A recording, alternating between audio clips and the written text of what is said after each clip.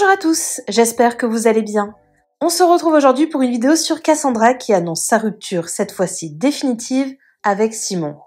En couple depuis maintenant plusieurs mois, Cassandra et Simon avaient de grands projets ensemble. Ils souhaitaient se marier très prochainement et fonder une famille ensemble dès que possible. Pourtant, ces derniers temps, il y avait de grosses tensions au sein du couple. Ils avaient même fini par se séparer vers Noël avant de finalement se rabibocher. Simon avait ensuite pris la décision de quitter Paris pour venir vivre chez Cassandra dans le sud-ouest. On pensait donc que tout allait mieux entre eux, mais finalement, hier soir, Cassandra a officialisé la nouvelle. Avec Simon, c'est définitivement terminé. Elle dit avoir ouvert les yeux et ne pouvait plus accepter ce qu'il lui faisait subir. Cassandra révèle par exemple que Simon a repris contact avec Adixia après sa récente rupture avec son mari. N'hésitez pas à vous abonner à la chaîne si ce n'est pas déjà fait et à liker et commenter cette vidéo pour me soutenir. Merci beaucoup et à très vite pour une nouvelle vidéo. Bon, cette vidéo sera supprimée d'ici quelques jours. C'est, je pense, pour moi le moyen de m'exprimer un petit peu et de prendre les devants. Parce que je connais ce schéma et je sais ce qui se passera par la suite. Et que je ne veux plus laisser des personnes se mettre en position de victime dans une histoire mal racontée. Ça va être pour moi un nouveau point de départ de faire ça. On a décidé de venir vivre chez moi parce que j'avais l'appartement déjà et qu'il devait lâcher le sien. Quoi qu'il. Pour moi, c'était trop cool parce que je n'aime pas Paris, parce que je voulais revivre un peu plus chez moi et que c'était pour lui l'occasion, l'opportunité d'avoir un nouveau départ, soit pour lui personnellement vu qu'il avait plein de soucis, mais aussi pour nous deux parce que ces soucis empiétaient sur notre relation depuis plusieurs mois maintenant. Malheureusement, ça s'est pas passé comme prévu. Au final, en fait, que ça soit ici ou ailleurs, je me suis très vite rendu compte que rien ne changerait. Et que je ne pouvais plus continuer à sauver une personne, du moins à vouloir sauver une personne, sans moi me perdre et sans moi en souffrir énormément. Je trouvais des excuses à tout ce qu'il faisait, à sa manière de me parler, à sa manière d'agir avec moi, aux fautes aussi qu'il commettait avec moi, en me disant je sais que ça va pas en ce moment, je sais que t'es pas comme ça normalement. C'était des excuses bidons que je trouvais, alors qu'en fait la vérité je la connaissais dans ma tête, c'était pas de l'amour, tout simplement. Je ressens un gros vide en moi. Parce que j'ai cru en cette relation.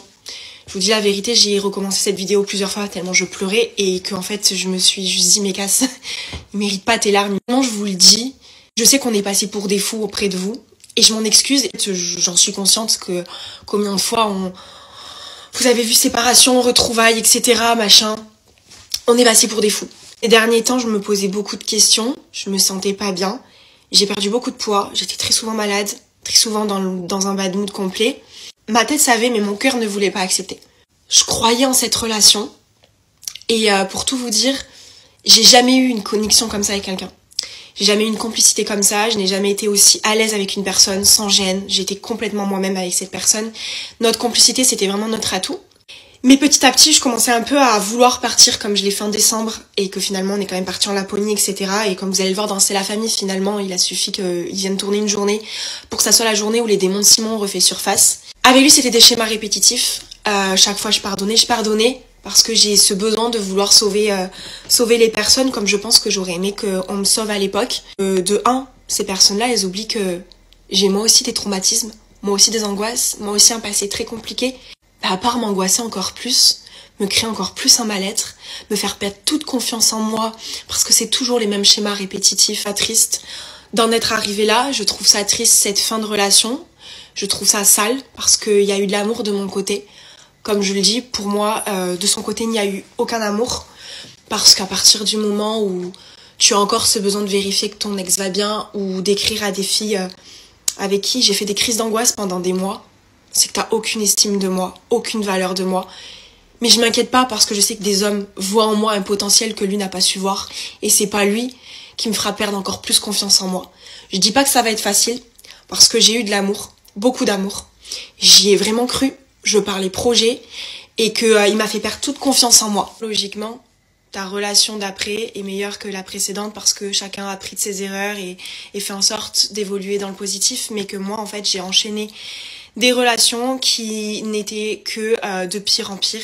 Et là, j'ai atteint le summum vraiment de ce que je pouvais accepter et cautionner. Il sait je sais, et c'est pour ça que je ne le laisserai pas me salir publiquement et dire des choses qui sont fausses à mon sujet, comme il peut le faire en interne. Il y a eu des moments où on se séparait et que sur les réseaux, il me faisait passer pour je ne sais quoi et qui clairement me disait qu'en fait, il m'a quasiment pas aimé, jamais aimé, que je suis la relation la moins importante qu'il a eue. Vivre dans la peur de la prochaine dispute, je ne peux plus vivre dans la peur qu'on se sépare et que il aille directement ailleurs. Dans la peur en fait de ne pas me sentir aimée. Ce n'est pas ça l'amour, et j'ai mis du temps à le comprendre parce qu'en fait je me contentais des moments où j'avais l'impression qu'il était raide dingue de moi. Ce qui fait que le point final a été mis, c'est le déclic. Je suis quelqu'un qui, je l'admets, peut foncer dans le mur 10 fois alors qu'elle sait que c'est peine perdue. Mais j'ai besoin d'y retourner pour prendre la claque qu'il me faut pour avoir le déclic. Et je sais que quand j'ai le déclic, c'est terminé. La personne, je ne veux plus jamais en entendre parler. C'est même pas je tourne la page, c'est je prends la page, je la déchire, je la brûle. Je veux plus rien savoir de cette personne. J'ai même pas les mots. J'ai même pas les mots de tout ce que j'ai vécu. Je souhaite maintenant juste être heureuse et retrouver le sourire et ma joie de vivre surtout. Hello tout le monde, j'espère que vous allez bien. Je m'excuse de mon absence sur les réseaux sociaux. La raison de cette absence a été postée sur TikTok dans une vidéo que j'ai faite, refaite, refaite. Je n'arrivais pas à trouver les mots, je n'arrivais pas à juger ce qui était bon de vous dire et ce qui ne l'était pas, de garder mon jardin secret, comme aussi d'essayer d'expliquer certaines choses vu que en tant que personnalité publique et après avoir autant affiché ma vie, je me devais du coup de justifier les choses parce que vous allez dans tous les cas vous en rendre compte sur les stories et sur la suite de ce qui va t'arriver. Donc voilà, tout a été posté. Je pense que la vidéo sera supprimée d'ici quelques jours parce que le but c'est que ça soit un chapitre que je laisse derrière moi, comme je le dis dans la vidéo, et du coup je vais pas laisser ça sur mes réseaux bien longtemps. En tout cas, je vais bien, c'est le principal. C'est compliqué, très compliqué, je me sens complètement perdue. Mais voilà, j'ai pas le choix que d'aller bien, j'ai pas le choix que d'avancer, j'ai pas le choix que de me recentrer sur moi-même. J'ai la chance d'être extrêmement bien entourée. Donc voilà, mais je vais bien. C'est dur, c'est très dur. C'est très dur, mais c'est la vie. Merci à toi d'avoir regardé la vidéo jusqu'au bout. N'hésite pas à commenter cet emoji si tu es arrivé jusque-là. Ça me permettra de voir ceux qui sont restés jusqu'à la fin. Encore une fois, merci beaucoup et je vous dis à très vite pour une nouvelle vidéo.